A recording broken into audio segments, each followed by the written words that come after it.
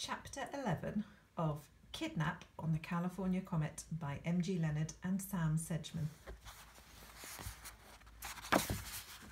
Chapter 11, Motive, Means and Opportunity. "What do we do now?" Mason said, digging his spoon into a tub of chocolate ice cream. Hal and his two friends were sitting at the same table they'd sat at with Marianne. Frank was at the counter, talking to Charlie, the cafe attendant, but glancing over at the children every other minute. "What do you mean?" Hal frowned. "You're a detective, aren't you?" Mason pointed his spoon at Hal. "So, let's detect." Hal was about to protest that he'd only solved the jewel thief case to save his friend Lenny, but he stopped himself. Marianne was his friend too, wasn't she? "I'm still freaking out about what you said earlier." Mason's voice rose in pitch, and he added, in a perfect Crewe accent, "I feel like I should be able to see something, but I don't know what I'm looking for." He slapped the table. "It's like you could tell this was going to happen." Hadley looked at Hal with wide eyes. "You knew?" "Not exactly," Hal said, uncomfortably aware of their unblinking eyes staring at him. "It's like when you look at a picture and something stands out because it's not what you'd expect to see." He shook his head. "Does that make sense?" Hadley nodded. "I saw you in the parking lot. You drew everything so fast. You noticed stuff I didn't see, even though we were looking at the same thing." "What did the police say about Ryan's message?" Mason asked. "I didn't tell them," Hal said, feeling a flash of guilt.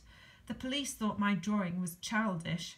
If I'd told them about Ryan writing an invisible message, it would have sounded silly. They weren't interested in what I had to say." "When do adults ever take us seriously?" Hadley tilted her head. "You should hear the lame jibes I get when I say I'm a magician." She crossed her arms. "But we'll have the last laugh." "I still can't work out how you made Mason disappear and then reappear in your tiny compartment." "Classic misdirection." Hadley wiggled her fingers. "Mason hid in the wardrobe.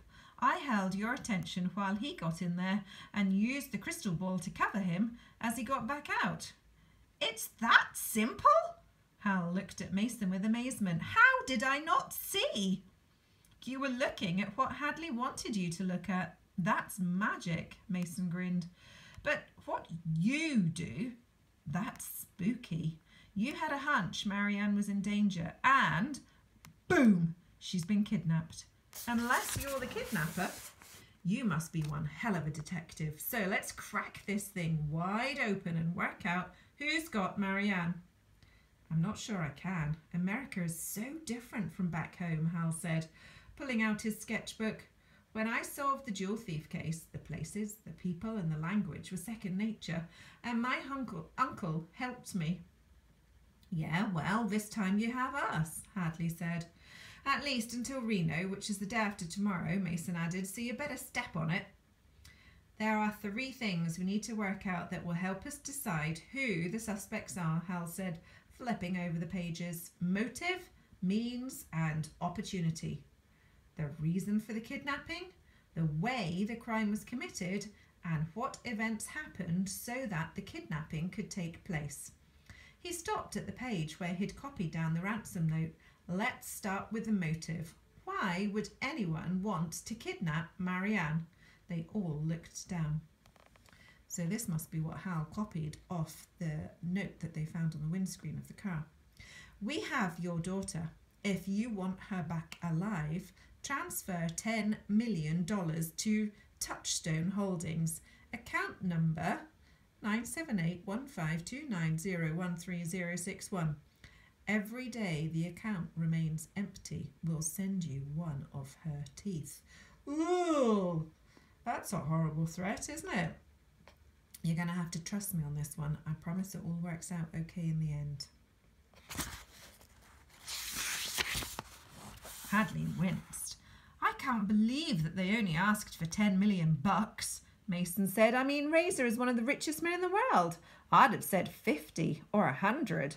Hal nodded in agreement. "The prize for designing Razor's rocket is $1 billion. "Maybe they think Razor's more likely to pay $10 million, Hadley suggested. Ann gave us the motive, Hal said. She told us that people were after her father's money and secrets. What secrets? Hadley asked. Business secrets? Mason suggested. The letters in the note were cut from newspaper headlines like you see in films, so there's no handwriting, and if the kidnappers are clever, there'll be no fingerprints. But we do know one thing. Hal looked at Hadley and Mason.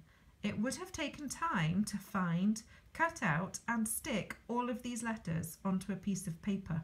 You can't do it in a hurry. This kidnap was carefully planned. Hadley and Mason's eyes grew wide. What about this Touchstone Holdings bank account? Mason asked.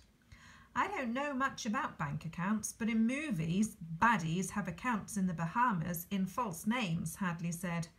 I'm sure the police will look into that, Hal said. What about the way the kidnap was done? Mason said. The means. What do we know? Hal asked. That someone dressed in black with their face covered was waiting in that maroon Chevy with the engine running. Yes, Hal nodded. There was only one kidnapper. Everybody knew that August Razor was holding a press conference in Omaha, Mason said. Yes, but not that he was bringing his daughter, Hal pointed out, which makes the ransom note an important clue. Surely the kidnapper wouldn't have just sat there with the engine running, hoping that Marianne would walk by on her own without a bodyguard, Hadley protested. No, Hal agreed. And why did she? Woody goes everywhere with her, and I'd asked Uncle Nat to watch her. Both of them failed. Hadley gasped. Someone in the Silver Scout is working for the kidnappers. They got Marianne to go outside. Hal nodded. Away from her bodyguard. Mason looked at Hal. When we met Marianne, she apologised for hurting you, he said. I gotta know, what did she do? She pulled my hair. We were drawing in her bedroom. I accidentally knocked her pen pots onto the floor. I bent down to pick them up and she yanked my hair. It really hurt. She pulled your hair? Hadley looked shocked. And screamed at me. She was raging. Whoa! Mason blinked. What did your uncle do? Hadley asked. I didn't tell him, Hal said. He seemed pleased that I was getting along with August Razor's daughter. I didn't want to tell him that she hated me. Did you tell him about the stunt she pulled in her crazy disguise? Mason asked. Hal shook his head. There wasn't time. He felt a pang of guilt knowing that wasn't true. Why hadn't he confided in Uncle Nat? Hey kids, you need to finish up. It's getting late. Frank pointed to the kiosk attendant who was pulling down the shutters. Charlie here's going to turn back into a pumpkin if we don't leave soon. The train lurched and they all watched out the window as it crawled out of Omaha Station.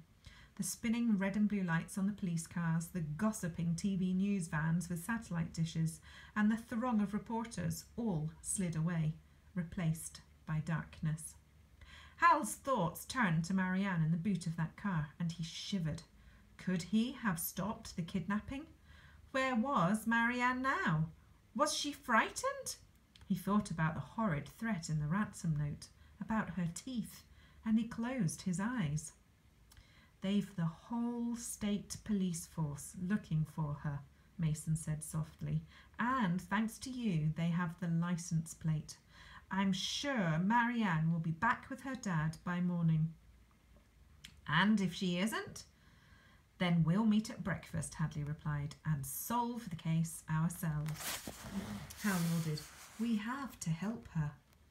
Getting up, the three of them followed Frank back to the Moretti's compartment where they parted ways.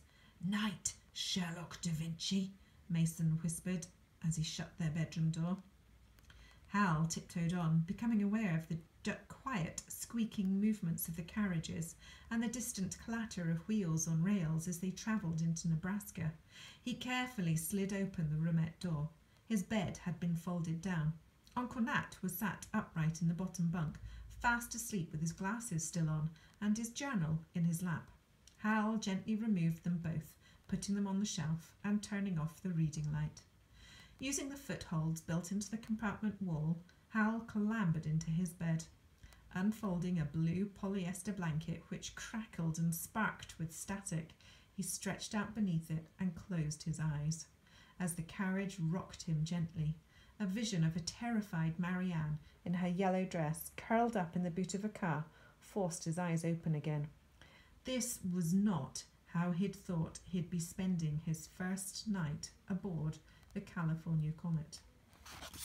Wow, that was a dramatic part of the story, wasn't it? And look, it's like the Highland Falcon. We are this far through the book and we've only had one day on the California Comet. My goodness me, we're nearly halfway through the book, look, and that's only covered one day.